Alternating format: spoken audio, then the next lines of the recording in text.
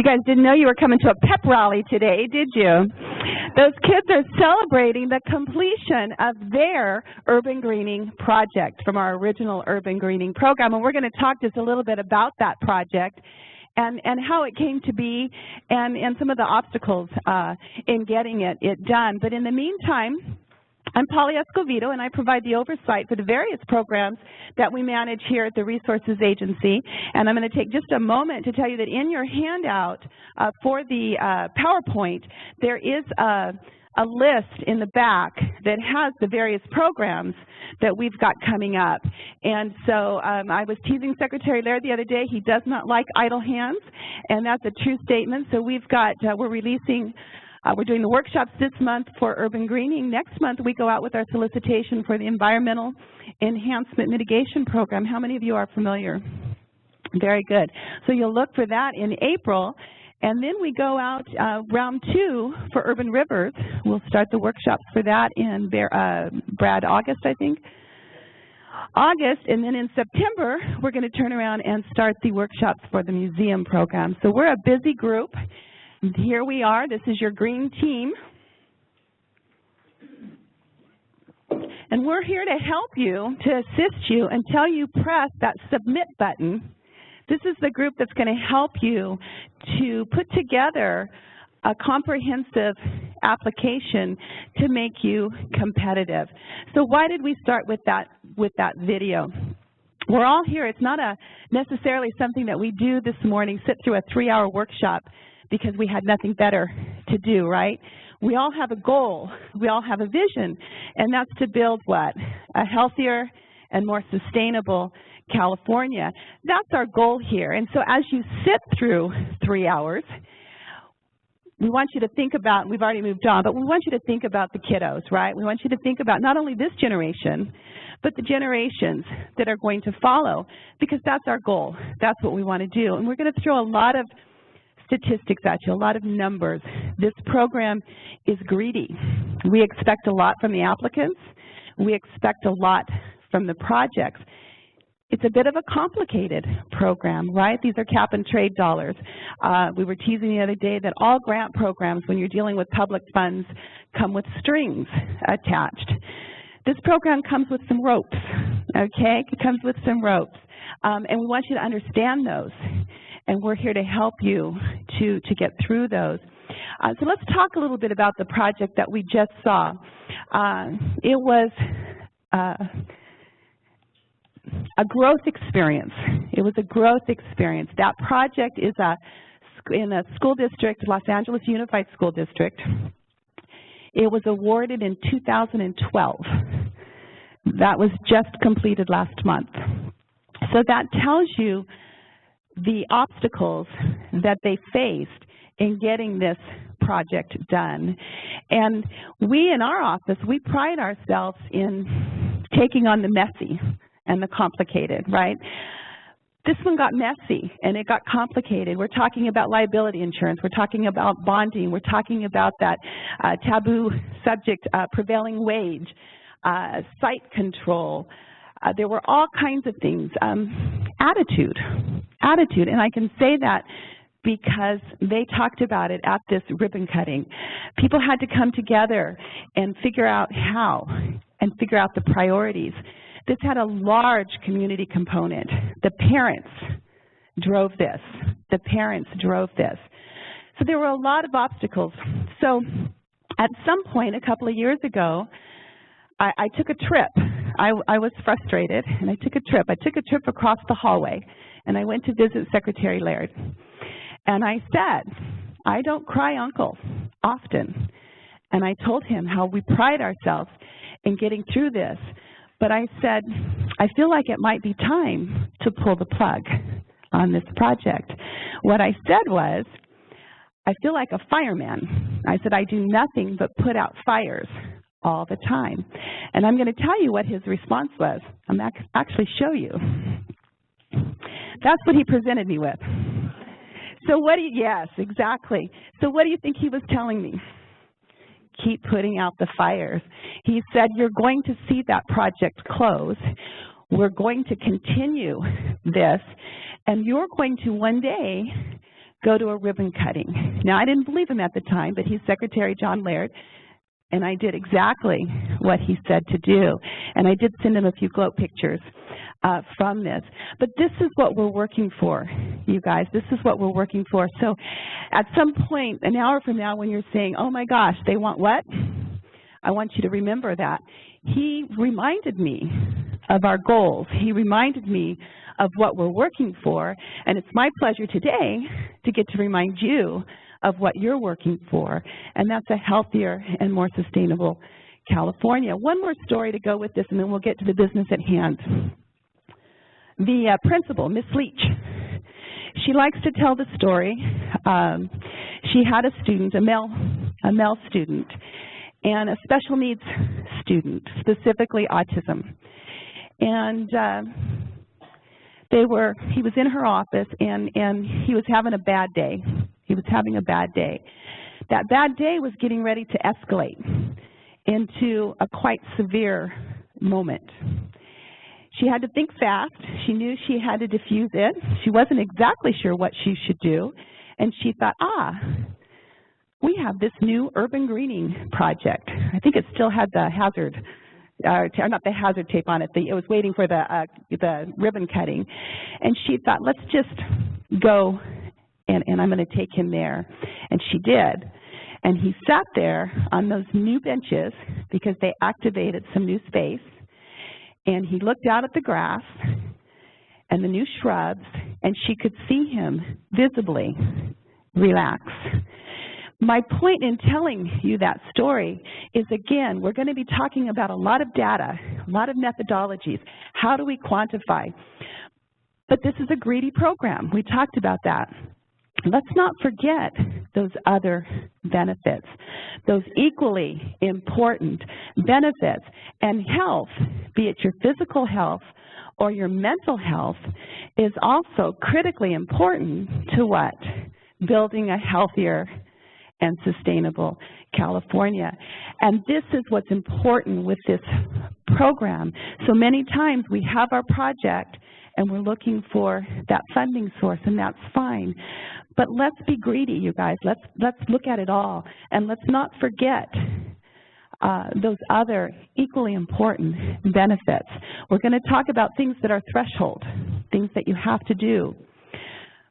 But let's look at the multiple benefits and not lose sight of that. So that's why we want to talk about that project. Those kids, they have trees that are sequestering carbon. You're going to find out just how critically important that is. They also have a new community space, a new outdoor classroom, which is what the little boy ended up saying. The end of that story is, as he relaxed, he said to Miss Leach, "This is my new favorite classroom." So we'd love to see a lot of those type of classrooms for those kids. They also, I don't know if you noticed, if you weren't too busy looking at the wrinkles on the side of my face as I was grinning, there was grass. Did you see that? Low mow, tough grass, low maintenance. Those kids can now do cartwheels, and they did lots of cartwheels that day. Previously, this school had no greening. Okay, so we want you to think about those as we go through and get to the business at hand. So again, there's your green team.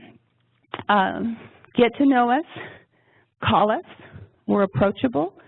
We want to help you. Keep in mind that we're going to tell everybody the same thing, and that's that we're trying to help you to develop a competitive application. All right, but we want to help everybody to do that. Do we have a, am I going to? I can do it for you. Okay, thank you. All right, so what are we going to talk about today? We're going to talk about how much money, who's eligible, what types of projects, what's the bias of this program. We're going to talk about that. Every program has a nexus, right? And this program is really all about disadvantaged communities. And we've warned you for years. We ask you the questions. Who are you reaching out to? How are you getting the word out? Well, this time you have an opportunity to demonstrate. You'll be required to demonstrate. How are you doing that? How are you reaching out to the community? And how are you going to demonstrate a meaningful need? We're going to give you an opportunity to do that. And then we'll go over the timeline. Real quickly, before we talk about the breakout sessions, restrooms, Out the door, you now only have to show your ID to get to the bathroom versus going through the security. So you go out the door, you'll show the gentleman your ID, you'll go, you'll turn right. Ladies are to the left before the metal doors, gentlemen through the metal doors to the left if you need to do the restroom. We don't do formal breaks, so if you need to get up, then just feel free to do that. We're going to have some breakout sessions. How many of you here have never received a grant from the Natural Resources Agency? Okay, so what we want you to do in the breakout sessions is we want you to start with Stacy and Carol, and they're going to go over what it means to accept a grant with public funds. What are we're going to go over a little bit of it here with the group, but we're really going to go over that fiscal responsibility and how to put together a cohesive package, all right?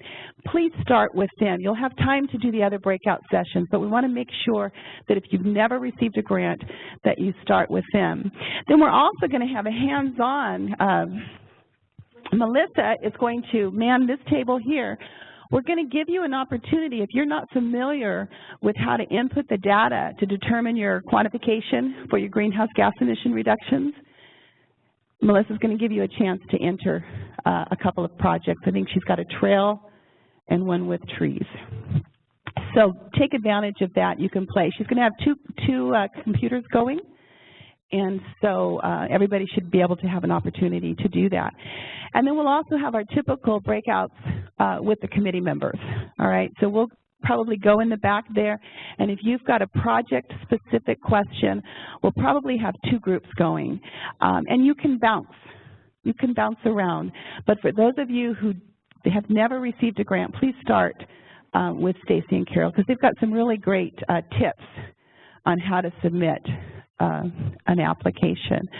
All right, so with that, I think we'll turn it over to Melissa, and you guys have got the picture of those kids in your head and the urban greening. You understand our mission. Our mission isn't to be sit here for 3 hours and just for the sake of it. What's our mission? It's to build a, all right, you passed. All right, good morning, everybody. So the first thing here is the amount of funding. We have $76 million available for local assistance. There's no match required for this program.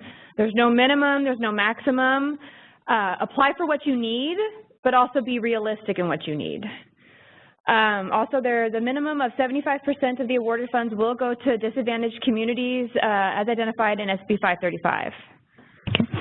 So when she says ask for what you need and be realistic, what we're really looking for you to do is if you've got a green street, right, and you've got the trees, you've got the commuter trail, you've got all the things that you need, and you need $2.5–3 million, by all means, please ask for the $2.5–3 million. $76 million for one round of funding is a nice chunk of money. We've been entrusted with that to do good things, and we want to demonstrate the need for that. A lot of you have a tendency you don't want to be greedy, and we appreciate that.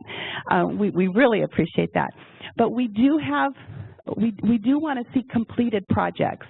And then keep in mind when she says realistic, as we look at that, depending on how many competitive projects we have and depending on the geographic distribution, how that folds, we may come back to you and say, you've asked for $2.5 million or you've asked for $4 million. What can you do with 3? There's a couple of ways you can approach that. We've got other funding sources that we can tap into, right? Or we were going to do 6 blocks. We can now do 3 blocks, still have a wholly independent project with the public benefits that you require. So there's ways to approach that. There's ways to approach that. Keep in mind that project readiness is part of the evaluation. So you really need to give it a smell test, a reasonableness test. Eligible applicants are cities, counties, nonprofits, special districts, and JPAs. If you are a tribe, you can be eligible if you have a nonprofit, a 501c3. However, tribes themselves are not eligible. All right, so trivia. We're going to play a little game here. So the General Sherman tree is the world's largest tree. Does anybody know where it's located? Anybody? Speak up, speak up. That's right, Sequoia National Park. Who had it right? Right there. We got sugar. To start off your Monday morning. So the tree stands 275 feet tall and is more than 36 feet in diameter. Carol, just toss it. Just toss it. See if he catches it.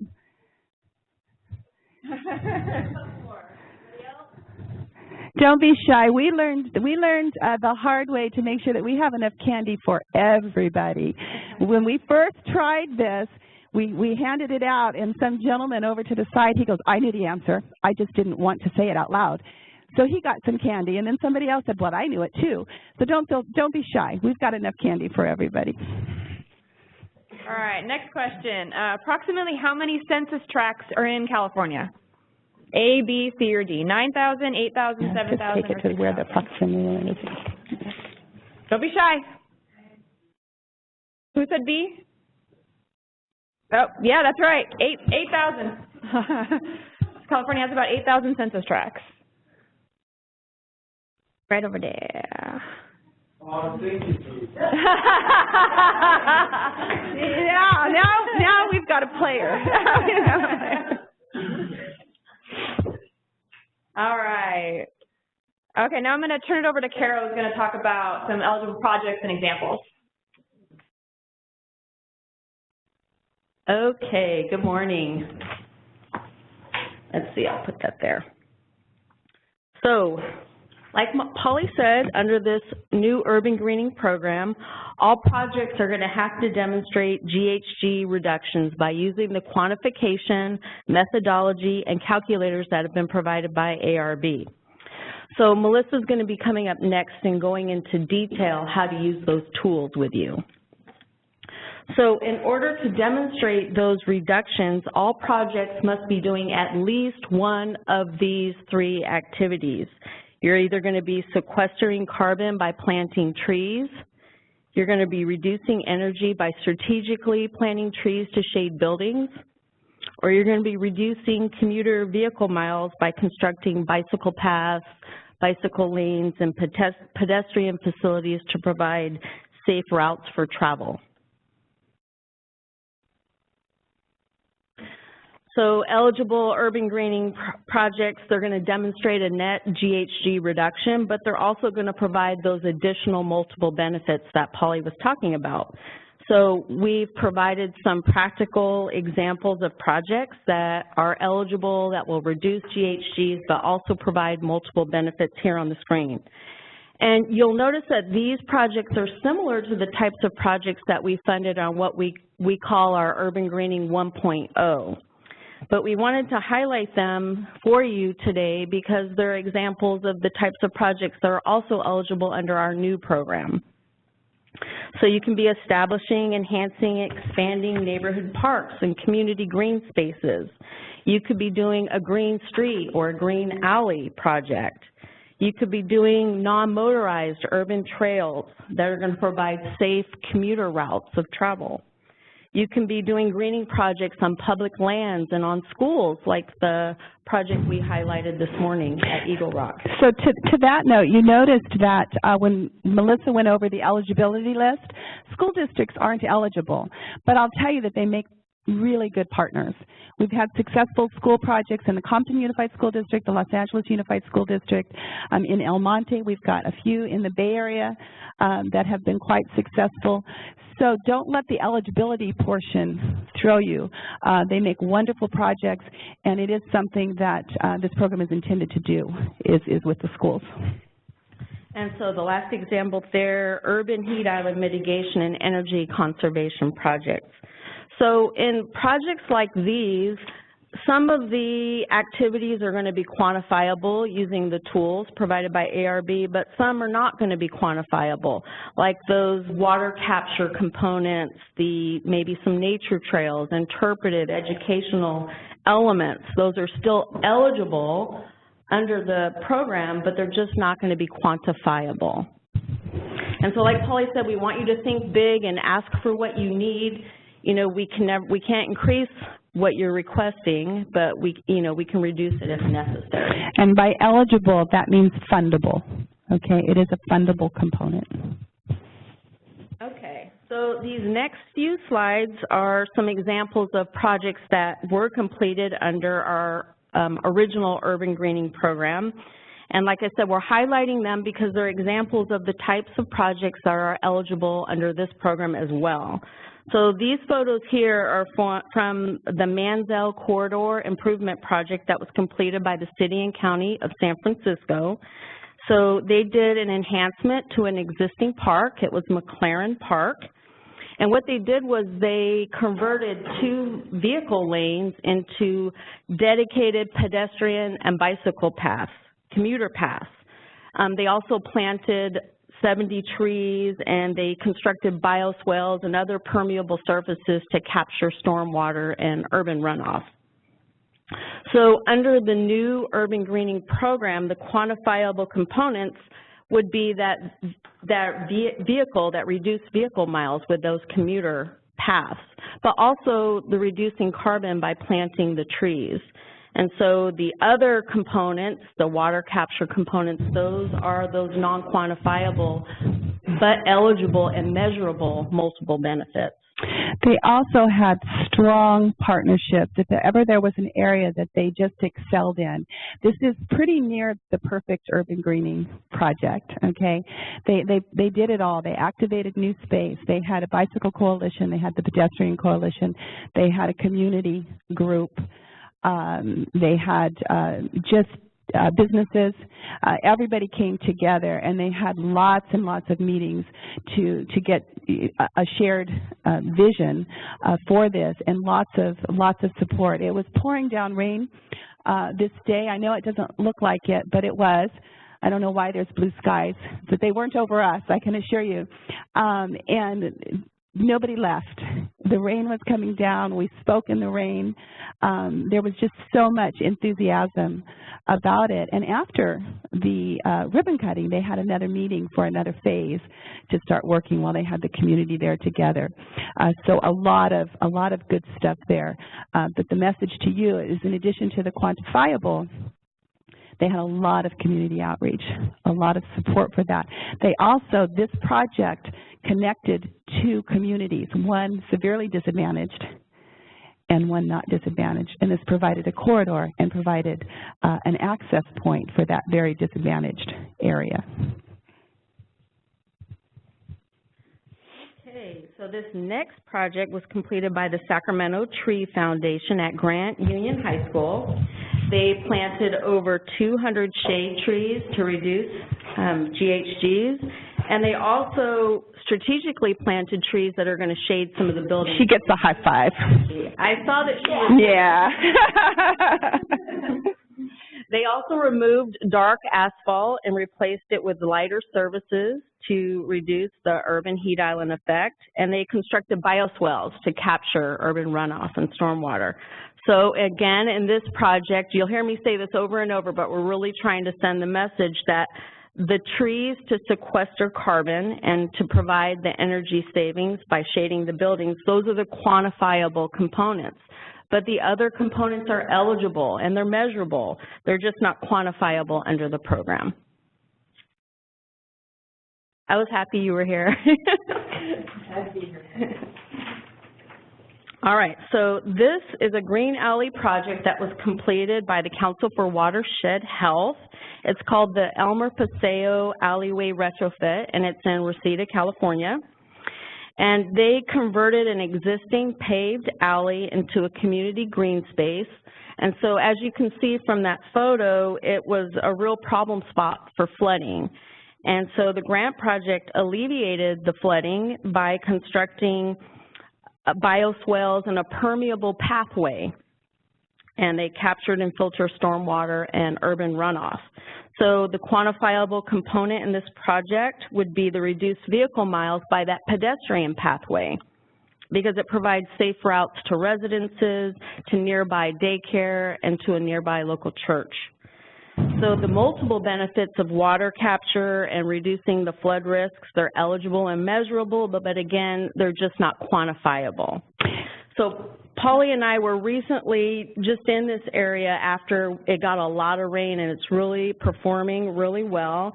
And it's really a living investment where the community has been really involved from the very beginning and continues to be involved, and they actually monitor the project and report issues because they occasionally have, you know, like a lot of projects in urban areas have issues with vandalism, and they even had a fire, but it's really being well maintained and doing really well.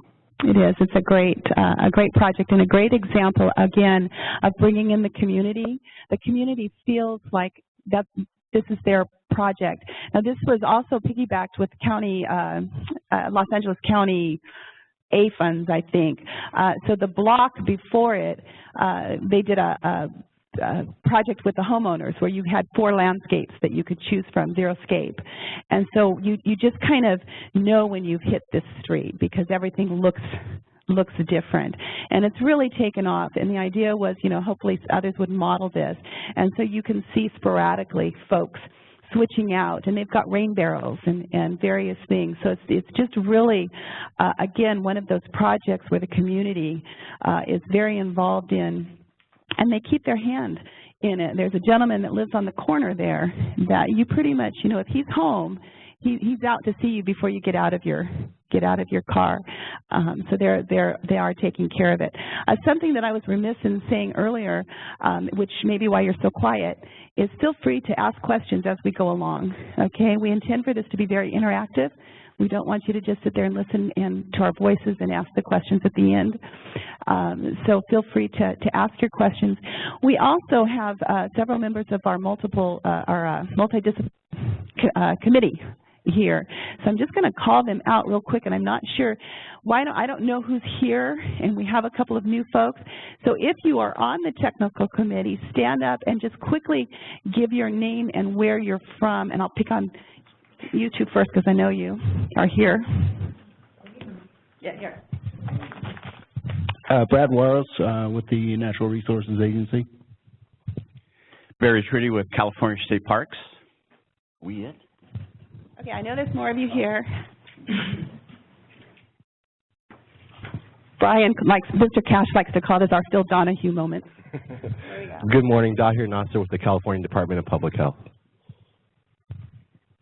Thanks. Hi, Sam Diaz with Governor Brown's Office of Planning and Research. I'm Emily Siddiq with Strategic Growth Council. So we just couldn't have planned this better. Did you get a feel for the different disciplines that we've brought into the team?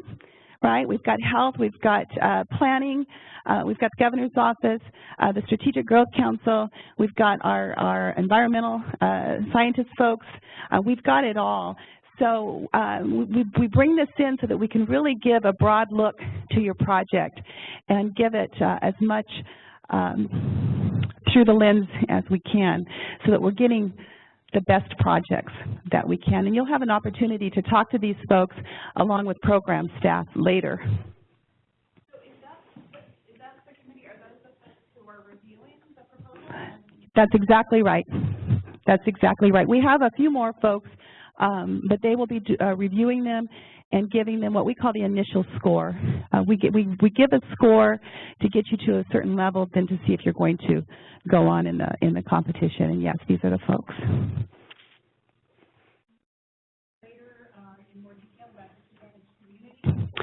Yes, the question is, will we be talking later more about disadvantaged communities? And yes, we've got a whole section on it. Yes, thank you. Clarifying the multidisciplinary. Yes. Yes, it goes through several reviews, and we'll go through that in. So the question was, are they? What was the? How did you word that question? Is it the scoring process? And we will go through in detail with that in a little bit. Yeah. See, I knew you guys were being quiet for some reason. It's because I didn't open the gates. All right. We good? Okay. So this next project is the March Lane Bicycle and Pedestrian Greenscape project completed by the City of Stockton. They created a pedestrian pathway and green space along a high-traffic road, and the pedestrian path created connections at both ends, and they also provided an access at the center of the walkway across that very busy March Lane. They planted trees and constructed permeable surfaces to capture runoff and stormwater. And they also included a drought-tolerant garden with interpretive signs to educate the public about the types of gardens that you can do at home that include water-wise and efficient irrigation. Anybody from Stockton here? I'm guessing not because we're doing a Central Valley. Oh, we do. So something of note with the city of Stockton, kudos, they did this on time and under budget. Big round of applause. So again here, the quantifiable components are the trees that are going to be sequestering carbon and also the pedestrian pathway that reduces vehicle miles. And then those other multiple benefits, they're eligible, just not quantifiable. Okay, so this last project is one that was recently completed by the Los Angeles County Department of Public Works. It's at Walnut Park Elementary School in the Los Angeles Unified School District. And it's a little bit difficult to see, but from that group, in that group photo, kind of behind us, right against the fence, they planted a row of trees. And they're 15-gallon trees now, but they're going to quickly grow and provide shade to that adjacent building, creating some energy savings for the school. They also planted trees at various locations around the school. They constructed water capture components in a parking lot and other elements around the school. They removed asphalt and high water lawns and replaced it with drought-tolerant, low-water plants and shrubs that'll provide habitat for bees and birds and butterflies. And they also created a garden and an outdoor learning center. And they also did a permeable loop trail close to the school playground.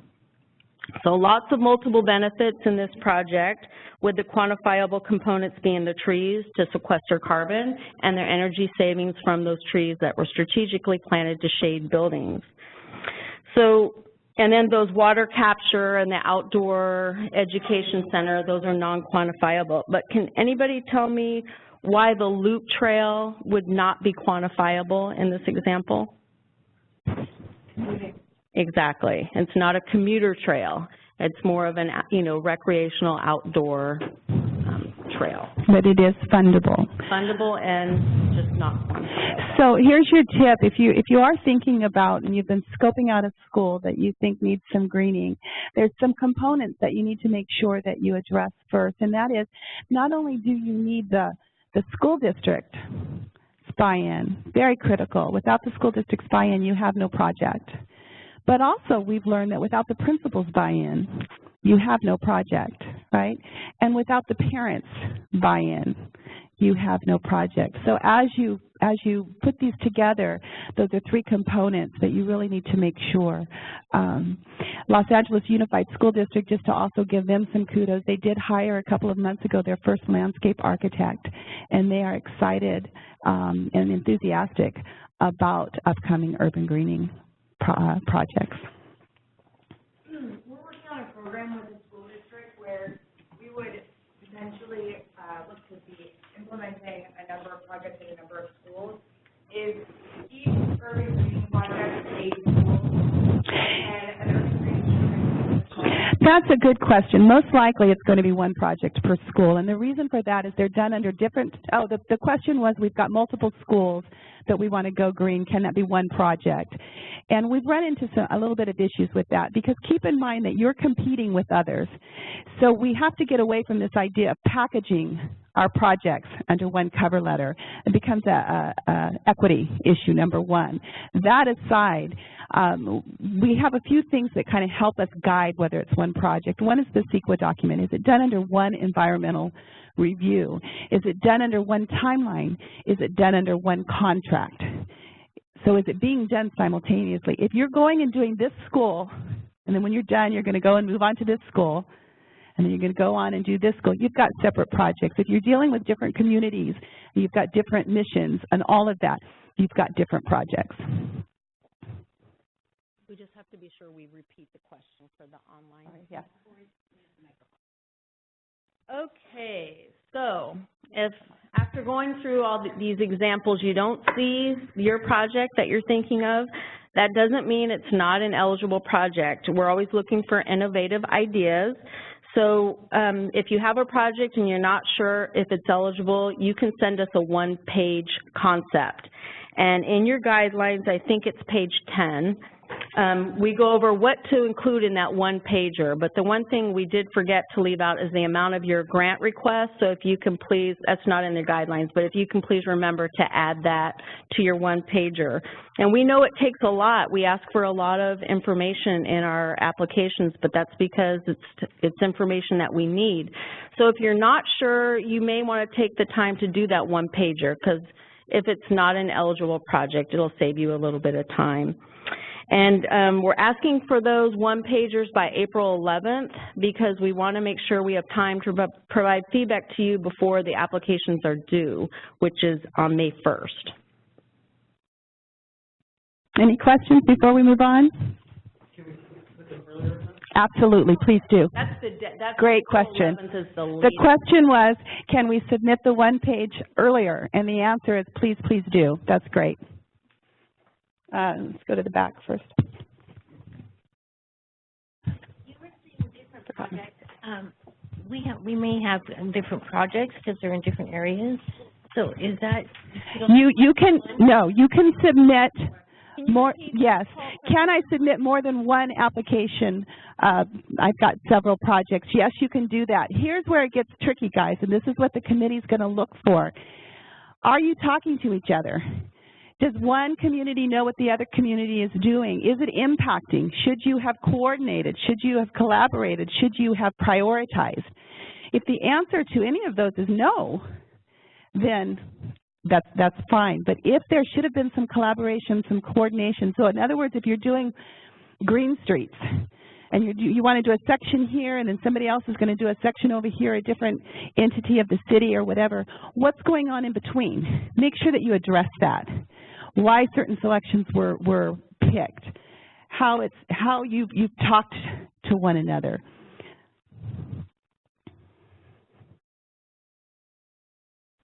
And of course, I left my Fitbit at home again. I'd love not to. Can you please define urban area and what that means for rural areas? An urban area is something that is either a city or it's defined as urban within your general plan or a like plan.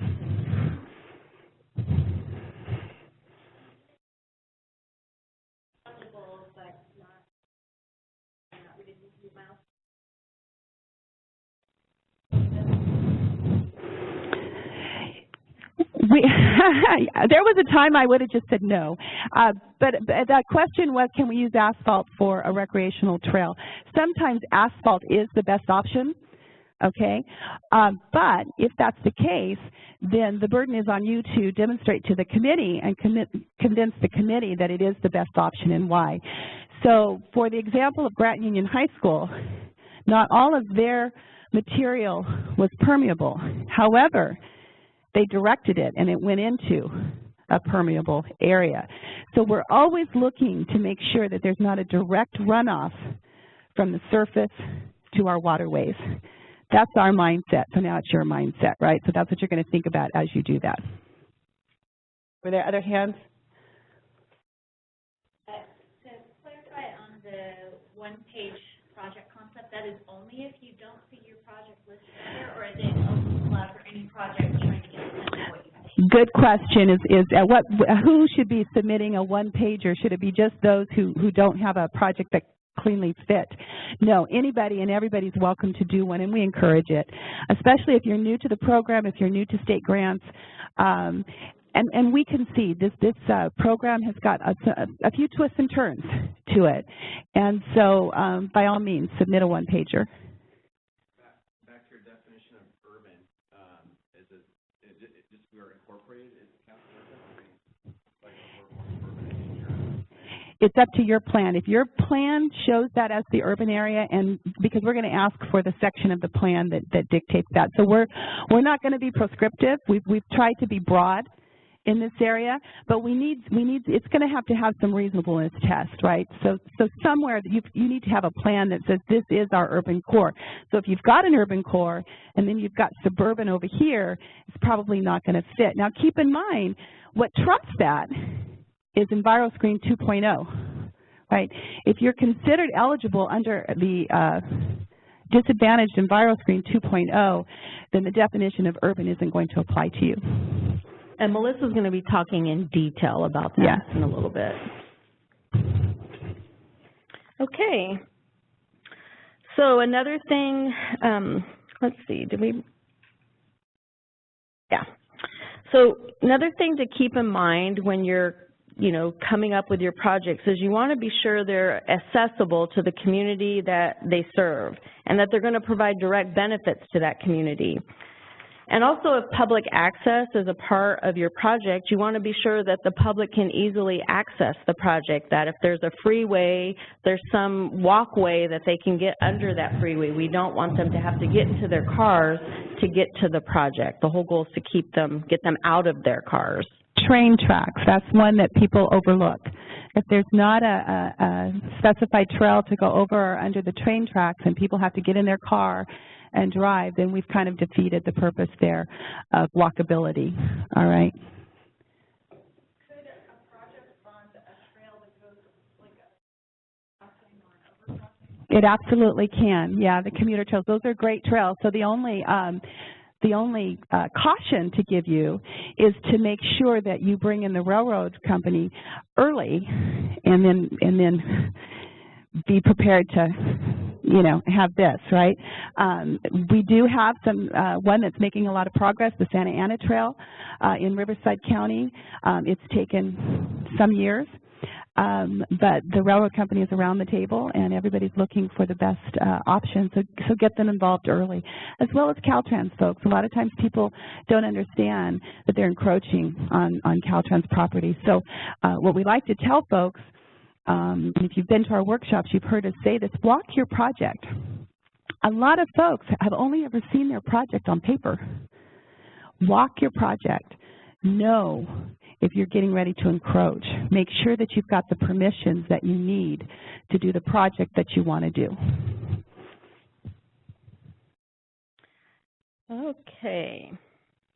So what's not eligible? Projects that do not reduce GHGs, at least using one of those three project activities that we went over: planting trees to sequester carbon, strategically planting trees to create energy savings by shading buildings, and the construction of those commuter pathways to reduce vehicle miles. So acquisition-only projects are not eligible under this program. You have to also include in your application the acquisition as well as the development of an eligible urban greening project on that parcel that you're trying to acquire. Projects that are not easily accessible to the community you're serving. And then finally, projects that do not address the statutory priorities of the program. So what are the statutory priorities of this program? Melissa's going to come up next and go over those with you. Thank you. Okay. Oh, trivia time. We're going to play eligible or ineligible. So, no demerits if you answer it wrong. You're seeking funding to acquire a parcel with future plans to develop the parcel into a pocket park. Eligible or ineligible? Yeah. Good job. Yeah. Ineligible. It would be an acquisition-only project. All right. So you're going to develop a Class 3 bicycle lane and plant trees in the corresponding street medians. Yep, that's right. It would be eligible. However, there is a catch that only the tree plantings would be quantifiable, as Class 3 bicycle lanes are not quantifiable using the methodology. And then finally, develop a green alley with a permeable commuter path and bioswales. Yep, that's right. Anyone want chocolate? Okay, so disadvantage. We have a question here real quick. Yes, sir. I'm thinking about acquiring a parcel. I'm thinking that we'll enhance it as a park. But there's already trees there, so we would be saving those trees from development. We get that, and that's an argument that has been made. He's saying that there's trees he wants to acquire, and there's trees already on the park, so they're saving those trees. Right now, that's not eligible under the program. Feel free to send public comments. That the official public comment period is over, but we know that there's a lot of discussion in that. But right now, this program doesn't fund avoidance emissions, yeah, so you would have to have some plans for the park. I know. You're not the only one who said that. Maybe not quite so eloquently, but yeah. Paul, we got a question back there. In terms of GHG benefits of a project, quantifying the GHG reduction, I've looked at the scoring criteria, and I just want to clarify for myself, if net GHG benefits is an eligibility question or more GHG equals more? That's a great question. So the question is, am I going to be more competitive if my quantification numbers are higher? It's simplistic. Not necessarily, no. And this is why.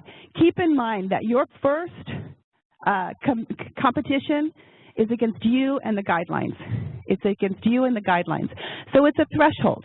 It's an eligibility issue. Our goal is not to penalize this community over here who has room for 10 trees or 50 trees versus this disadvantaged community that has the capacity to plant 200. That would defeat the purpose of serving the disadvantaged community. So keep in mind that you are competing against you and the guidelines. We talked about that initial score, right?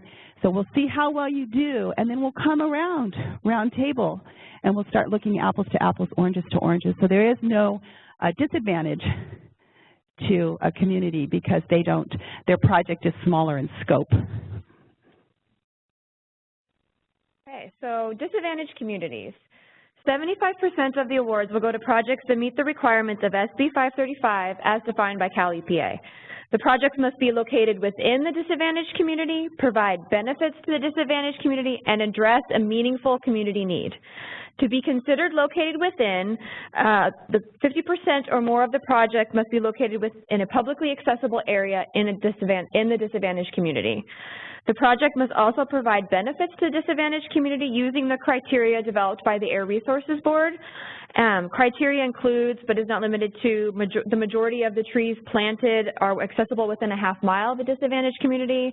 The project expands or improves usability of active transportation routes within a half mile, or the project significantly reduces flood risk within the disadvantaged community.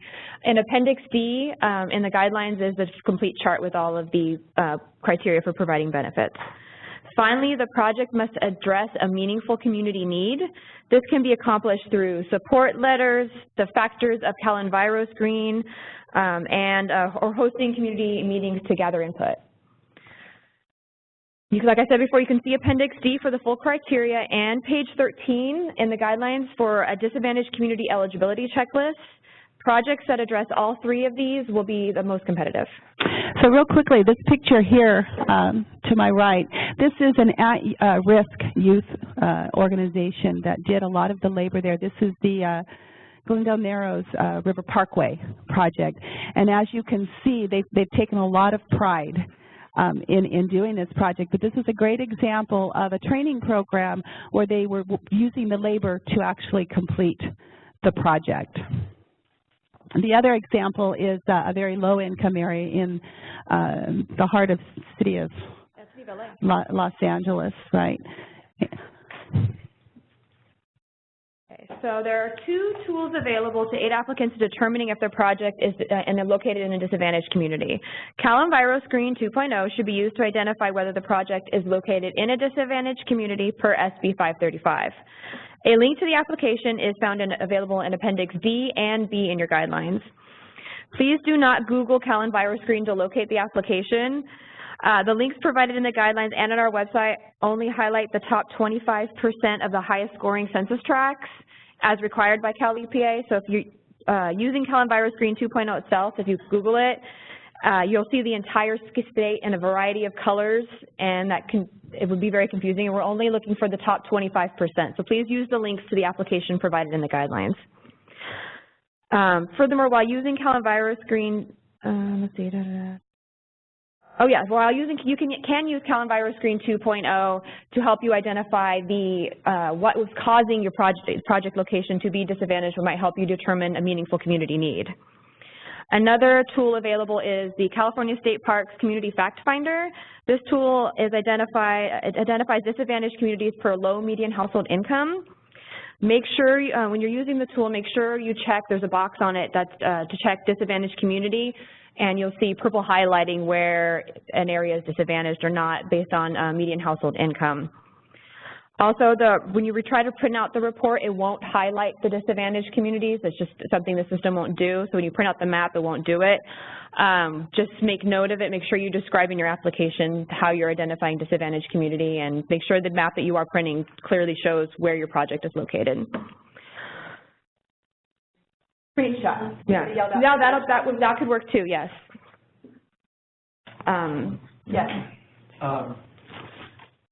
You are limiting to 25% and above of the disadvantaged community. Is there any scoring? Do you get more points for having a greater disadvantage? That's a great question. So do you get more points the more disadvantaged you are? There are three opportunities, I believe, to get points for disadvantage. So you start off with your 535, SB 535, I meet it. You get some automatic points. But then I also meet 859, which is median household. So then I get some extra points. And then I have the meaningful need, and I've done a great job, so I get some points there. So there's opportunities to get lots of points. So let's say I don't meet 535, right, but I meet 859. I'm out of the running for the 75%. And keep in mind, folks, this is a minimum of 75%. So let's not get locked into thinking it's only 75%. This is our minimum goal, all right? So I don't make it that, but I make the 859. So I'm still going to get some points for being disadvantaged, but I'm going to compete outside of that 75%. And I think we go in more detail a little bit later. Maybe. If we don't, we can revisit it, because I think we have a slide. What happens if I don't meet any of it? Actually, it's next. There we go. So, if your project does not meet the requirements of SB 535, don't dismay. Low median household income does not factor into 75%. However, this disadvantaged community status will help your project compete. Use the Community Fact Finder tool to determine if your project is located within or benefits a low median household community. So you're not disadvantaged. What do? You can still compete, absolutely. The first question is your project located in an urban area as defined in the guidelines? The next question, do you have a quantifiable project? Are you planting trees to sequester carbon or reduce building energy? What about a commuter trail? What about a project is quantifiable? Another way to compete is the multiple benefits. Are you capturing stormwater? What about public health benefits of your project, economic benefits of your project? These are all ways that you can compete. Are you activating new community space, right? Moving on to the quantification. Applicants must calculate their GHG reductions using the approved tools from the Air Resources Board. The tools can be found on page 2 in the guidelines and in Appendix B. Final project designs are not required. However, you will need to do your research in the quantification methodologies and provide, what kind of species trees are you planting, the length of the commuter trail, amongst other details to complete the calculation. The program is all about the numbers and quantifiable results. Awarded projects will need to track and report the results. Okay, so next I'm going to show a brief instructional video about how to use the methodology. It provides an overview. I won't be taking questions on the methodology at this time. However, you'll have an opportunity to ask questions and use the tools in one of the breakout sessions. And I heard no moaning and groaning. I think that's a good sign for the future of this program. None.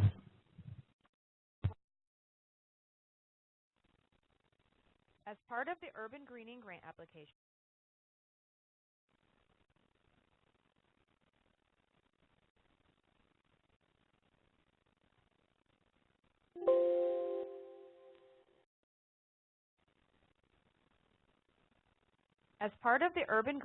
application, applicants must quantify their project's net GHG reduction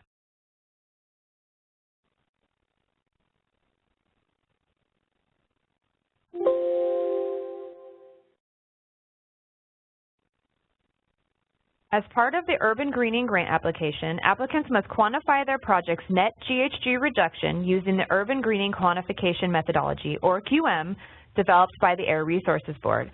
Over the course of the next few minutes, I'll provide a brief introduction to the methodology and the available tools. The Air Resources Board developed 2 QM tools to aid applicants in determining their project's net GHG benefit. The Urban Greening Quantification Methodology, which is a PDF document, and the Urban Greening GHG Emission Reduction Calculator. A link to these tools is found on page 2 and Appendix B in the grant guidelines. Using these tools, applicants should follow 4 steps to determine their project's net GHG benefit. Step 1, identify the project activities for the project. Step 2, determine and enter the project-specific information needed for the CTCC or iTrees. Step 3, determine and enter the project-specific information needed for reduced vehicle miles traveled. And Step 4, estimate the net GHG benefit. Step 1, identify the project activities for the project. Each project eligible for funding must include at least one of the following quantifiable project activities: sequester and store carbon by planting trees, reduce building energy use from strategically planting trees to shade buildings, and reduce commute vehicle miles traveled by constructing bicycle paths, bicycle lanes, or pedestrian facilities that provide safe routes for travel between residences, workplaces, commercial centers, and schools. Review your project and identify which of the 3 project activities are applicable. Other project features may be eligible for funding, however, each project must include at least one of these activities. Step 2, determine and enter the project-specific information needed for the CTCC or iTrees streets. If your project includes tree planting, whether to sequester and store carbon or to reduce building energy, applicants must use one of 2 external tools to calculate the GHG benefit of the project. The first tool is the Center for Urban Forest Research Tree Carbon Calculator, or CTCC. And the second tool is the U.S. Forest Service's iTrees software, iTrees Streets. Applicants can choose either tool to complete the calculation, but only one can be used. On the screen is the CTCC tool. A link to the tool can be found in the QM and in Appendix B in the guidelines. In order to complete the calculation for sequestering and storing carbon, applicants need to provide the following information: the climate zone, the tree species being planted, the age of the tree, and the tree azimuth or angle of the tree. If the project includes reducing building energy use, applicants will also need to add the following: the tree distance from an air-conditioned or heated building, the type of heating and cooling system in the building, and the age of the building. On the screen is a completed CTCC with project-specific information and defaults provided in Air Resources Board's QM. Pull up the Urban Greening GHG Emission Reduction Calculator and go to the tab titled Carbon and Energy Savings CTCC. On this tab, you will enter in your project-specific information from the CTCC spreadsheet previously calculated. On the screen is a completed entry into the calculator for one species of a project. Here you will note the quantity of trees being planted was entered, as well as the carbon stored and the energy reduction savings. The second tool available for tree planting projects is iTrees Streets. Visit www.itreestools.org to create an account and download the software package. Once downloaded, open the iTrees Streets file and follow the instructions in the quantification methodology. Go to File, Open, New Project.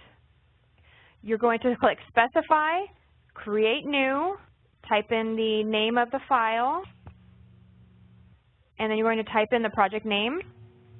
For inventory type, select Complete.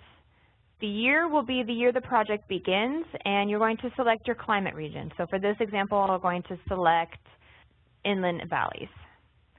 Once you're done all that, you select Finish, and several pop-up windows will begin to pop up in just a moment. And you're going to hit Cancel. So Define City, you can hit Cancel. These are not necessary. Cancel, and cancel again. On the box that pops up titled User Defined Fields, you're going to select the DBH tab and determine how the trees should be measured. You can either select class, which is, or range, or you can select measurement. And in this instance, we're going to select measurement and then inches, and then hit OK. Now, once that is done, you're going to go up to the top and select Input, Records, and once that box pops up, you're going to select New, and you're going to go to the Tree Info tab and select your tree species and the DBH of that tree species. Since we chose exact measurement, enter the DBH of the tree 40 years after the project start date. And then you're going to click OK. You repeat this entry for every tree being planted in your project. If you are planting more than one of a species, you can select the duplicate button and it will duplicate your entry. Then select OK.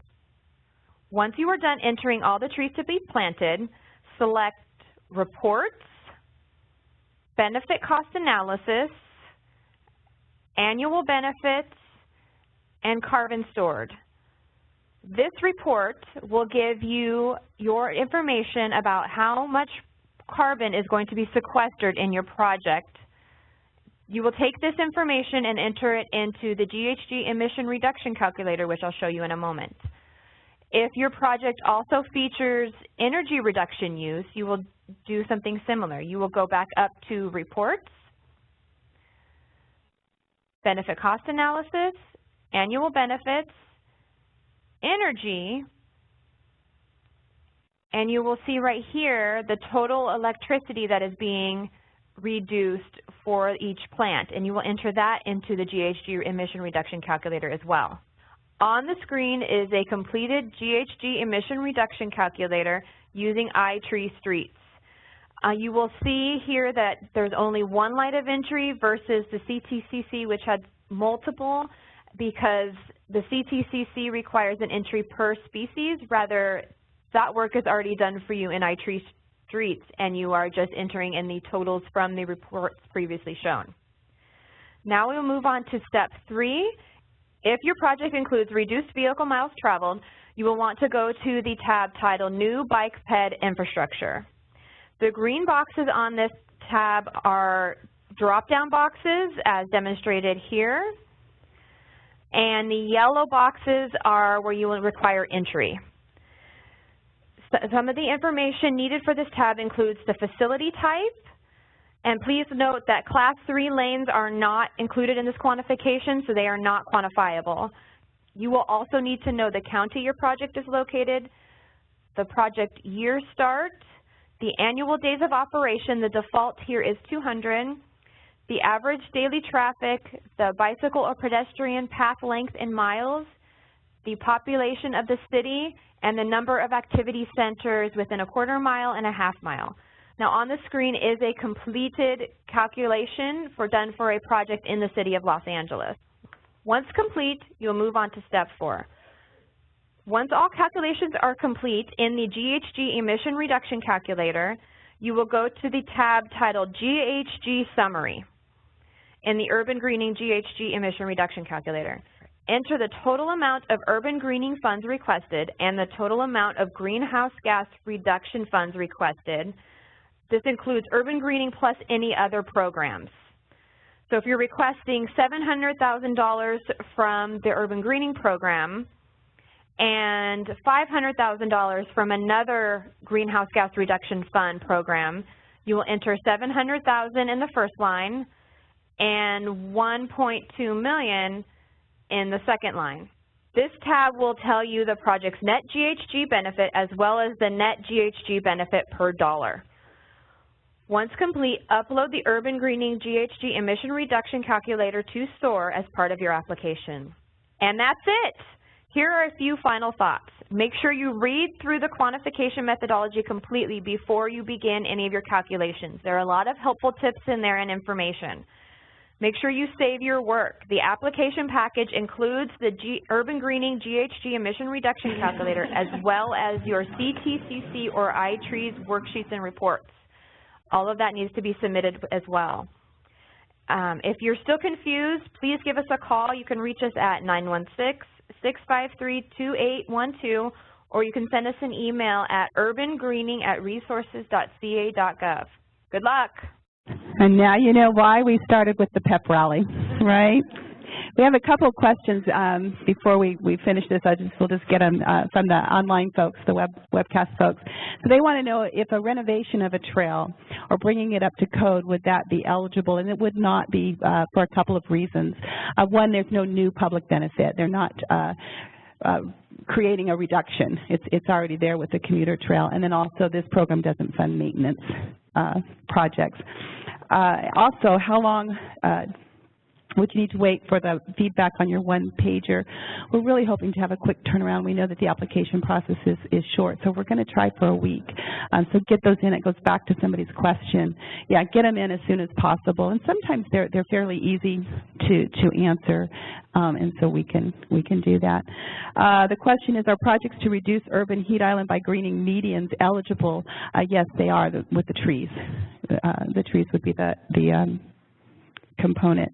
And then it's within and or serving, and it's within and serving. Yeah. All right. Yes, for SB 535, it is within and serving and addressing a meaningful community need. Using your eligibility example of acquisition to develop a pocket park in the future, which was ineligible, would an acquisition that involves the planting of trees like along the perimeter while we then went to go plan the eventual pocket parks with the community process, would that be eligible? So the immediate development would be the planting of the trees? Immediate development of trees that would not be removed in the development of the pocket park would remain part of the park. Okay, so that's being creative. I like it.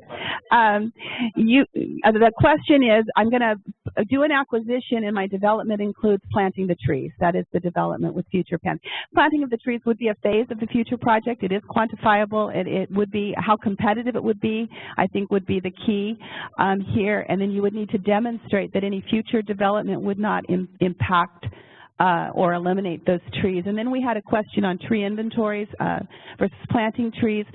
This program, like all of our programs, 75% of the dollars need to go in the ground. You've got 25% that's kind of discretionary for non-construction costs. So if that would include a tree inventory, then that would be fine. That little short video available on your website. It is. Didn't she do a great job? Where's Jocelyn? Where's Jocelyn? There she is. Those two put that together, and it's great. Yeah. Any other questions? All right. That's why we played that video. We were thinking about those babies, right? We're thinking about those babies. How much will that GHG reduction per dollar figure factor into the This is what we were talking about earlier. Keep in mind that it's a threshold. It's an eligibility issue. So now, if you're just throwing in a tree in order to get everything else, the committee's going to spot that, right? They're going to spot that. But if you've got a small footprint that's limited and you're only able to do a small amount, and you've demonstrated the need for this disadvantaged community, then it could compete, all right? So a few highlights from the video. In order to calculate the estimates for tree planting and energy savings, applicants will use one of the two third-party tools, either CTCC Streets or iTree Streets. That's really difficult to say. Once the values are determined in these tools, applicants will input the values that they determine into the GHG emission reduction calculator, which is created by the Air Resources Board. And the PDF QM, make sure to look out for user tips boxes that provide useful information. I believe they're green boxes in the document that'll provide helpful tips as you go through the process. And finally, to calculate the reduced vehicle miles traveled, there's no third-party tool required. There isn't. Applicants can do their inputs directly into the GHG emission reduction calculator. Yes. What are the pros and cons of those respective GHG calculators? That's an excellent question. It depends. Yeah, so the question was, what are the pros and cons of using either CTCC Streets or iTree Streets? It really depends on your project. CTCC requires an input individually per species. So if you're planting a lot of species, you might want to veer, it might not be in your best interest. That's up to you. Also, if you're planting, say, 30 of one species, but 15 are near a building that's going to cool it and 15 are too far away, that would require 2 separate calculations. Rather than iTrees, there's a little more availability of species in there. You can also upload a tree inventory, and you can, what else can you do? iTrees does a lot of the work for you already versus CTCC, you're doing a little bit more of the front end work. So it really depends on the size of your project and what you're doing. So program priorities. On the screen are 5 of the priorities for this program. Applicants must meet at least 2 of these priorities. This is an opportunity for applicants to highlight some of the additional multiple benefits of your project. And these priorities, when you see disadvantaged community mentioned, that can either be SB 535 or it could be median household income. Either approach will help you earn some points. One priority of note is engagement and outreach in disadvantaged communities. What we're looking for is, what are you doing to engage the community? What meaningful partnerships are you developing for this project? How have you engaged with the community? Does the project provide access to jobs or workforce education? Does it provide evidence of your work with the community, whether it's intent letters, attendance sheets, photos from public meetings, flyers, anything along those lines? Another priority for this program is the Statewide Park Development and Community Revitalization Act. So in addition, priority will be given to projects that were eligible or received statewide funding from this program and did not complete their project or wish to enhance their project. The Statewide Park Program awarded grants for the creation of new parks and recreation facilities in critically underserved communities throughout the state. Under the Statewide Park Program, eligible entities included cities, counties, regional park districts, JPAs, and nonprofit organizations, districts, whether a public utility district or community service district. Please be aware that an organization that was eligible under this act must also meet the eligibility requirements of the Urban Greening Program. AB 31, that was the legislation that enacted for this program, for a complete list of eligible entities and definitions of those entities to determine if your organization received a grant previously from them or not, or if you were eligible. To find out if your project previously received funding from this program, you can visit the link on the screen. I'm going to turn it over to Stacy, and she's going to go over some of the administrative requirements and what to submit. I have a question. Yes, Polly. Critically underserved. Yes. What does that mean? That means park core, essentially. The specific definition is in the definitions in the guidelines. I don't have it memorized off the top of my head, but essentially it's a community that lacks park space. Thank you, Melissa. I'm going to provide some helpful tips for submitting your application. So it's important to have a cohesive message throughout the application. Make sure the following items carry the same message and identify the same items. For example, don't provide a cost estimate that includes a bike path, yet you don't identify that bike path on the site plan or even the project summary. When you're putting your application together, gather everyone together in the same room. Grant writers, design, accounting, construction folks, and anyone else who needs to have input to make sure the message and the details match. Make sure you use the same terminology for the same items throughout the application.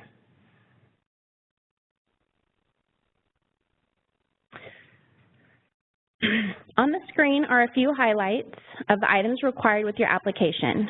Please use Appendix A on page 30 of the guidelines to ensure you're submitting all of the required pieces of your application.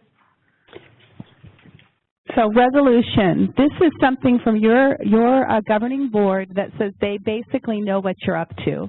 And we understand that, we'll accept a draft that has no signatures because we know that the timing of your board meetings don't always coincide with this. But we do need at least that draft, and then you tell us when your board's going to meet and when you are going to submit that resolution. There's nothing more frustrating for all of us than to get out there to see your project because it's done well, only to find out that your board didn't know what you were up to, right? So we need that documentation, and then you'll let us know the date.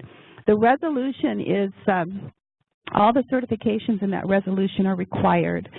So when your attorney gets a hold of it and they say, ooh, I don't like this and I don't like that, you can let them know that that is not negotiable, that is boilerplate, and those are the things that we're looking for in order to certify when they do that.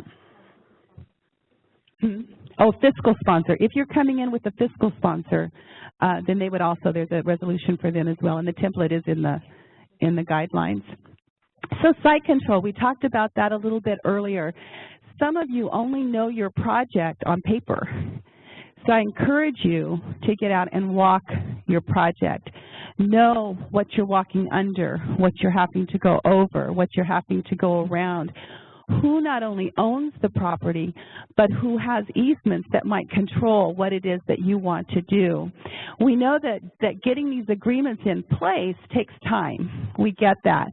So at a minimum, and if you're taking notes, this is a good one, at a minimum you need a letter of intent from that property owner, or if it's Caltrans, the railroad company, Southern California Edison, whoever it is that you're going to be encroaching on, we want a letter of intent that says, yep, we know what they're up to, and we're going to work with them if they get grant funds to put an agreement in place. Project scope and site plan, I think Stacy covered that well. Make sure that they tie, make sure that they match. Make sure that you saw this, you got to meet the committee members earlier. You know, think that from their view, they're going to be looking at this. You want it to be clear. You want them to understand. You don't want them to have questions when they're through reading your application. Oh my goodness, what did they mean? You know, we like to say there's nothing more frustrating than to know there's something good there, but for the team not to be able to figure it out. So you really want to make sure that you're clear on what your vision is. Cost estimate, make sure it ties. And you're going to go into detail, right? So you're going to sit down with Stacy. Those of you who have never received a grant from us are going to sit down with Stacy, and she's going to talk to you about how critical that is. Other sources of funds, this program does not require a match, but we certainly look at that in leveraging the project, so let us know. If you've got some other funds in the game, let us know how much and who they're coming from and whether or not they're secured. Project readiness is very important in this program, and we do look at those things. The plant palette, we do take a look at that. We're passionate about the plant palettes. We've got a lot of detail in the program and the guidelines about plant palettes. Make sure that you've included it. It can be draft, that's fine. And then as the project, if you're successful, as the project morphs, then we'll work with you to make sure that it's an appropriate palette. Permits. This is not an all-inclusive list. It's in your guidelines, although it's pretty close. It's pretty close. It's a list that we've developed through hard knocks, okay? So it's a list that we understand may not apply to many projects, but it just might apply to yours. So it's really just intended to give you something to look at and say, yep, no. We always get a little bit suspect when somebody submits it with nothing checked, because typically we've got to get a permit from somebody, although not always. So make sure that you really take a look at it and know who you need to deal with. We don't require the permits with the application. That's part of your grant process, but we do want to know that you've given it some thought and you understand who you might need a permit from. And then operations and maintenance. If you're not going to be the one taking care of this, we need to know who is. We need a letter of intent, and before funds would be released, we would need an agreement in place so that somebody's taking responsibility for the project once it's completed. This is not a complete list. Carol and I will be around during one of the breakout sessions, and we will go over some of these in more detail. Again, Appendix A on page 30, there's a checklist provided there to ensure that you have all the pieces and parts to your application. Remember the 3 C's. Be clear, concise, and complete in your application. Is your application clear in what you're proposing, why you're proposing it, and how much you're asking for? In order to effectively evaluate your project, the committee needs to be able to clearly understand what you will be doing. We always say this, a great way to ensure your proposal is coming across clearly is to have someone who's not familiar with it do a cold read. If they don't understand what the project is, then chances are the committee's not going to understand it either. Also, if the contact information on the application changes, please remember to let us know. And we're always here to help you. Give us a call up until you hit the submit button. We can help you with those pieces and parts. SOAR, System for Online Application Review. All proposals must be submitted online through our System for Online Application Review, or SOAR. A link to the SOAR website can be found on the Urban Greening section of the Bonds and Grants website. All applicants will need to sign up for a SOAR user account. There's also an organizational search tool to check if your agency's general information is already in SOAR. Online proposals need to be submitted by 5 p.m. on May 1st, 2017. That is important. SOAR will not accept applications after 5 p.m. A helpful user manual is posted on our website, as well as frequently asked questions. In addition to the electronic submittal, you'll be required to submit 1 signed original and 1 copy. The hard copy submission must be postmarked by May 3rd, 2017. Oh, absolutely. Yeah, absolutely. There's a receptionist here till 5. The question was, can you hand? Thank you. The question is, can you hand carry them in? And yes, if you can get through our security up to the 13th floor, there's somebody there till 5. Yeah, somebody there till 5. Answer all of the criteria questions through SOAR. Be sure to attach the project evaluation questions and all supporting material. Make sure you save your work. Once you've completed all of the questions within the sections, you'll be able to print a summary for the hard copy submittal and submit your application. SOAR is limited to PCs with Internet Explorer. Macs or web browsers other than Internet Explorer are not compatible. While the system may let you in and allow you to complete some things, you may experience difficulty saving information, uploading attachments, and submitting your applications. For technical questions related to SOAR, contact the help desk. Refer to the guidelines for specific information you'll need to have when contacting them. All right, before we continue, we're getting ready here to wrap it up and go to our breakout. You know, when you come and work for our unit, our department, we like to tell people in the interview, you might be doing anything from opening the mail to speaking on behalf of the secretary. And so a great example of that is I do want to acknowledge Julie Alvis, who happens to be one of our deputy assistant secretaries, who's manning the computer for us. So we do want to give a shout out and be sure and thank Julie for doing that. You just know no job is too big or too small for our unit. And Jason, he's our agency IT guy, and he gave up his time this morning to, I think it's because he doesn't trust us. But as he shouldn't. But anyhow, I did want to make sure that we acknowledged the fact that they were able to help us this morning. This is a competitive process. Do you want to talk about competitive? Okay. And you need to remember that. We all have a common goal. We're building a healthier, more sustainable California. We're going to do that one project at a time. We want your project to be that project, but we want your project to be that project and your project to be that project. So we need you to keep in mind that we're trying to help everybody to come through with a real competitive project. This first hour or hour and a half gave you a really good idea of those thresholds, those eligibility. So what's going to happen is we're going to take a look, program staff will take a look and make sure that you hit those points. We're going to make sure that you are eligible and that you've hit these things and that you've submitted all that documentation that we need. I think Carol mentioned we don't ask for it just to be asking for it. We ask for it because history and doing this for so many years has really helped us define what's important in order for you to go forward, because our goal is for everyone to be successful. It's a great feeling to get a grant award, right? We all just kind of do this. But there's also a great responsibility in accepting public funds. And so our goal is to help you to ensure that you're ready to take on that responsibility So we do take a look at it. We typically give a few days grace. If you simply forgot something, we'll give a few days grace to everybody the same time frame to make sure. We never, however, allow you to submit something to make your application better or clearer. It's simply, oops, I forgot, because we never want to pass up a great application because you simply forgot to submit a document. So we will give folks time to do that. It's going to go out to the committee, and it's going to get a very in-depth review, and this is where it's going to get scored. At that time, you're competing against yourself. It's you and the criteria. Once that's done, we get the scores, we meet round table, and then we start determining who's going to go on to the next level of competition. The next level of competition is a field visit. We never make a recommendation to the secretary for a project that we haven't seen. A lot of times this is the first time that you would have walked the project as well, but you've been listening this morning and you're going to go out and you're going to walk your project ahead of time so that when we go out and see it, you're going to have all the right folks there with us. Who owns it? Who put together the budget? The design folks.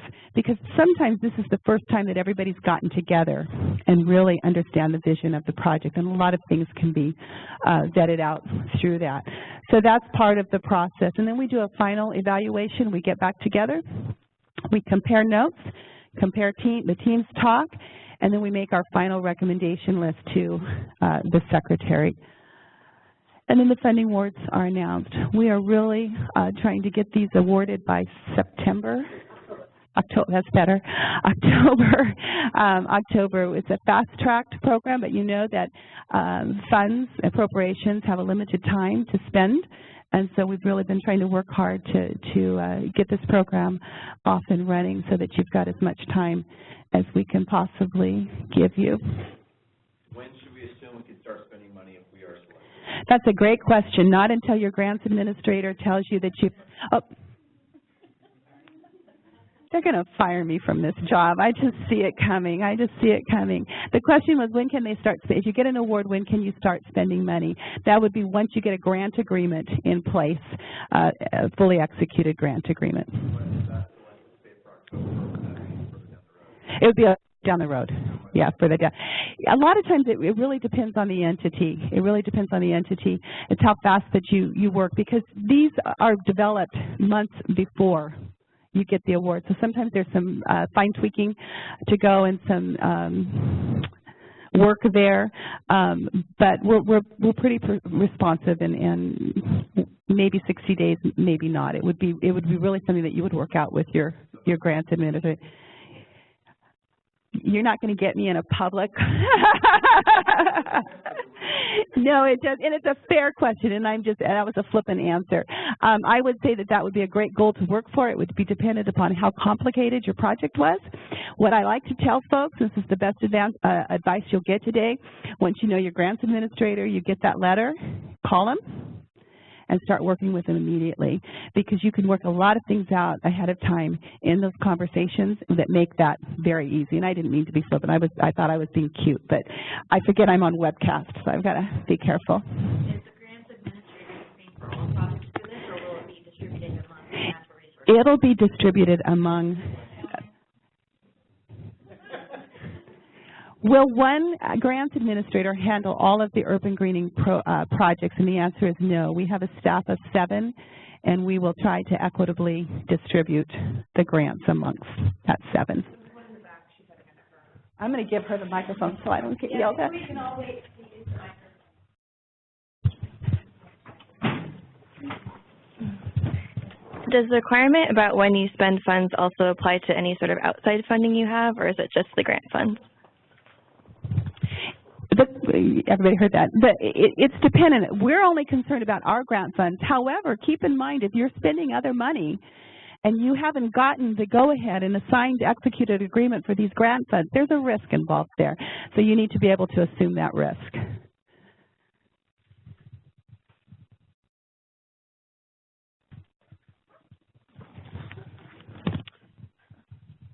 Well, while I have the mic, I might answer or ask a few questions. One is, when would the funds need to be expended by? And then another is, will there be another round of this program? Because this is a very fast turnaround. Two great questions. May 1, 2000 and... May 1st, 2020. 2020, and it is a fast turnaround, and that's why project readiness is really going to be a factor in this. You know that all programs have the same issue. Appropriations are only good for so long, and you've got to have that time period to go out for your solicitation. And then what was the? Will there be another round? Our goal, what we would like to see, is we would love to see this huge need for this $76 million. We would love to award it in one round. Acknowledging that that may or may not happen, then there may be a second round, yes. We would have to go in and seek reappropriation. I wanted to ask for clarification about uploading with SOAR, and there was the picture of no Apple and no Explorer, but do you mean that the Safari web browser can't be used, or you mean literally you can't use, I mean, what if you use a Mac with Chrome or a Mac?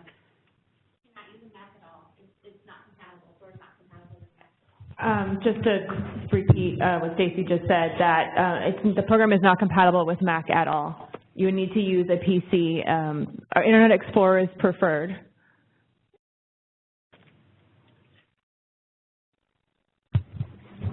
All right, so the anticipated timeline.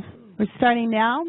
Applications are due May 1, and then we're anticipating awards October 2017. Any questions on the timeline?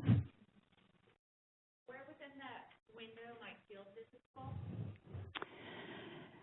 The question was, when would we be doing field visits, and it would be September. August, September.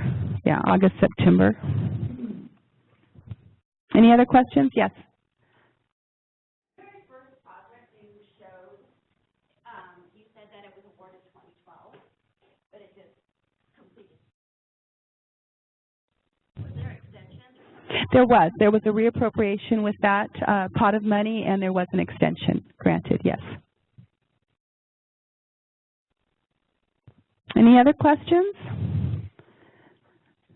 You excited? You ready to meet in the teams? Yes, yes. All right, so those of you who have never received an award, a grant from us, you're going to meet with Stacy and Carol, and where are you going to take your group? Can you take them over here? Yes. All right, this concludes the, whoops, we have more questions?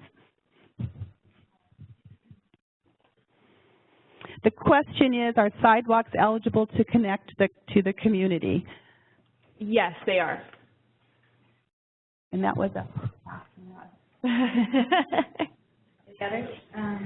About whether soft cost planning, that kind of thing is allowed. Okay, good question. So the 25%, we talked about 25% discretion. The question is soft costs. Are soft costs allowed? This is how this works. So you are allowed 75% of the dollars need to go in the ground. When we say in the ground, those need to be very specific construction costs. 25%, however, is at a discretionary. You can use those for non-construction costs within limit. They have to be directly related to the project. You need to be able to track those and submit timesheets if it's in-house labor or your subcontractor bills or whatever it is. The only thing that this program will not pay is a cost percentage to help recoup your lights and your rent. It will, however, pay for those direct costs, such as your accountant, your bookkeeper, those types of things, as long as you can track them directly to the project. So you've got 25% for non-construction or soft costs. Okay, so the question is, why 15 gallons only? There's a few reasons for that, keeping in mind that our goal is to tell you what the bias is of the program and how we got there. 24-inch box trees are expensive. That would be number one. They're expensive. You can do a 15-gallon tree for much less. You can lose a few, replace them, and still be under the cost. These are public funds. we take that responsibility quite seriously. They also take less water. The 24-inch box trees typically will take more water than the 15-gallon. You're also going to get, and I'm not a scientist, so I'm giving you the bias of our team, keeping in mind that we're the Natural Resources Agency, that you're going to get those smaller trees. They're going to learn to bend a little bit, to grow with the environment, and you're going to have a nice, healthy tree. I'll tell you that we did a closeout visit a couple of months ago in the city of Monrovia, and the gentleman said, oh my gosh, tell your team they were right. You could not tell the difference after 2.5 years between the 24-inch box trees that they started with and the 15-gallon that we required that they pay. We've had a lot of success with them, even in the most urban and most disadvantaged communities. We've got a lot of success with the 15-gallon trees. Is the 2575 applicable to acquisition development, or is there some differential? No differential. No differential. She wanted to know if the acquisition development was somehow outside of the 75-25.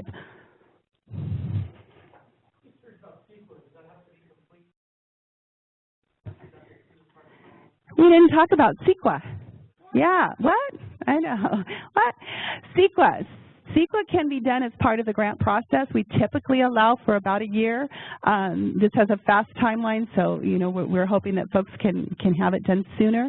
At a minimum, though, with your application, we're going to want either a checklist. You can do an environmental checklist from the State Clearinghouse website, or an initial study. If it's exempt, we want a draft exemption. So you're thinking about, why do we need this if we're going to have time to do it? Because we want to make sure that you understand what you're up to may have some environmental impacts. We want you to know today versus 6 months or a year from now when you give us a call and say, gee, what is CEQA? I didn't think about it. So we want to make sure that we have some minimum documentation that we have so that we know that you've given some consideration to the environmental impacts that your project may have. Great question. Can't believe we missed it.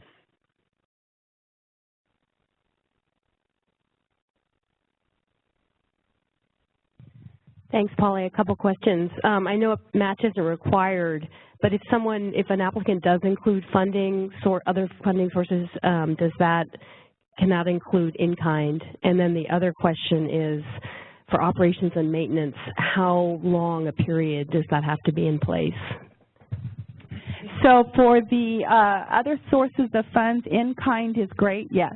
The committee will take that into consideration. Operations and maintenance is dependent upon the size. There's minimum requirements also with ARB, but we meet those. We actually exceed those. So on page, we'll look at it, but it's anywhere from 10 to 20, I think upwards to 25 years for maintenance. This program, unlike others, we will pay up to 3 years for plant establishment. Okay, so that gives you a good amount of time to get that on. It's page 36 in the guidelines of Appendix E. It goes over the maintenance requirements. It's depending on the dollar amount received. I'm curious, there's a Cal Envirus being free.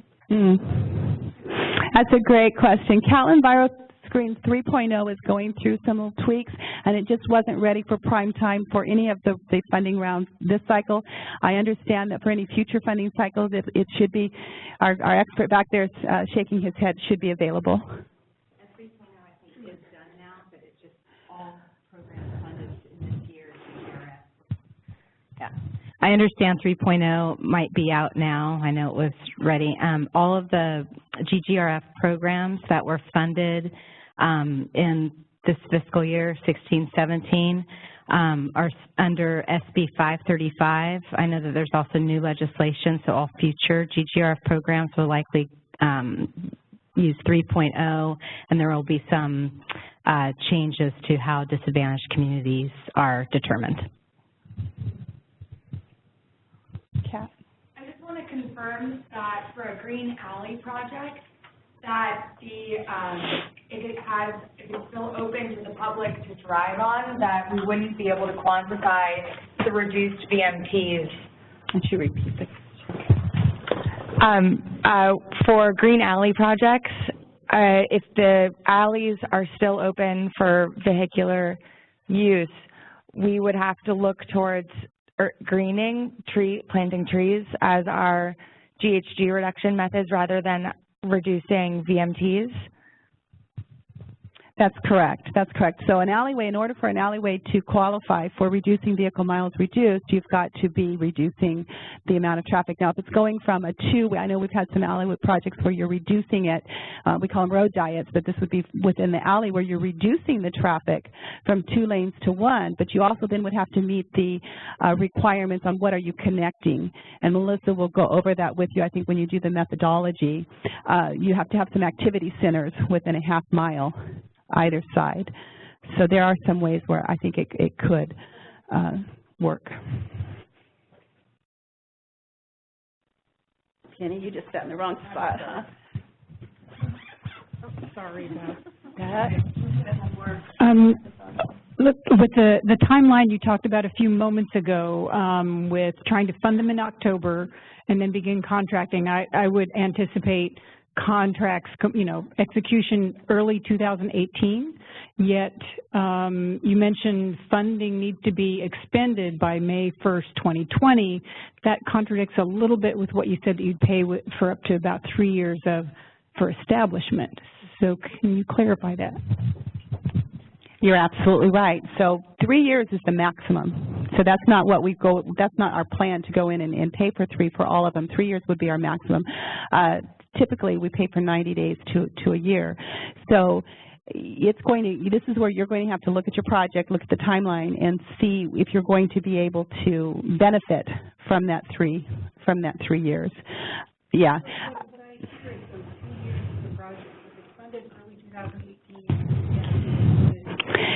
Yeah, a lot of times you can put that, you can fold that into a contract, and so it would be a contract between you and somebody else, and the dollars would have already been expended for that contract for that period of time. Am I explaining that right, John? I'm looking at John. Yeah, John's shaking his head. So it would be a cost that you've already incurred. You've paid for that subcontractor to do the maintenance. You've already incurred the cost. You've already expended it, and then they would honor it for those post years. Yeah. The project we have in mind includes some perennial and native vegetation that's not trees. It does have carbon sequestration benefits, but obviously wouldn't be part of the calculator. Can we make an argument for that as a multi-benefit, and also are habitat benefits in any way a part of this grant interest? The answer is yes. Yes, you can make an argument for multiple benefits. We're the Natural Resources Agency. We're all about habitat. So, in fact, our guidelines will state that we're really not about planting for aesthetic purposes only, right? So if you can plant something that's going to benefit a butterfly, a bird, a lizard, a snake, whatever it is that you want to benefit, we believe that everybody needs a home, and if you can provide it, that's a multiple benefit. And yes, absolutely. Yes, yeah. Well, it just wouldn't be quantifiable, but yeah, you can make the argument for a multiple benefit. Absolutely. Maybe we should take one more question. Okay.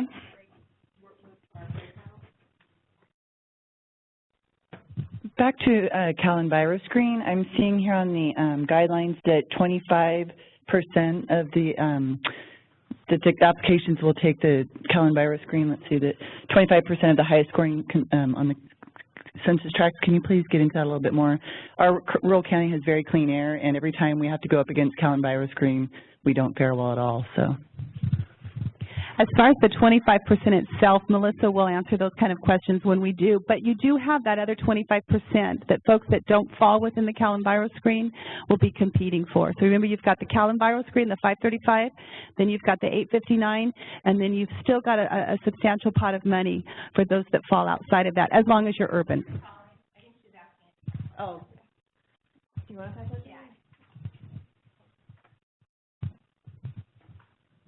Right, so I think you're asking about the Cal Enviroscreen that for GGRF funds that we're really looking at the top 25% of the communities that fall within that 25% range of Cal Enviroscreen.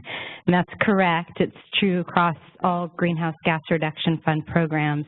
And I think that really speaks to The larger objective with these funds is that they are very much about reducing greenhouse gas emissions, but also largely trying to get to communities that are most disadvantaged, and the tool that is being used is Cal EnviroScreen. That said, with our program, there is, this is where the 25% gets confusing, is that there is 25% of our project funds that can go to projects that are not necessarily located in and benefiting the Cal EnviroScreen identified cities. But you will be more competitive if you are reaching disadvantaged communities. We're very disadvantaged, and we're the fourth county in the state. That's where the median household income will be. Sure. Yes, you're about that. Yes, yeah. And again, the 3 you might want to look at how you rank in 3.0 too. Okay. All right, we're going to go ahead and close it down, and we're going to do the breakout session. So for those of you who are interested in inputting data, you're going to come here. We've got 2 computers going. For those of you who've never received a grant, you are going to please start with Stacy and Carol. You're going to meet over here around this table. And for those of you who have project-specific questions, we're going to go in the back with the committee members, and you can just ask questions, and if we can answer them, we will. And if we need to come back, we'll do that. And I'm guessing at this point the webcast has been closed off. If not, we'll close it off now, and thanks everybody for listening in.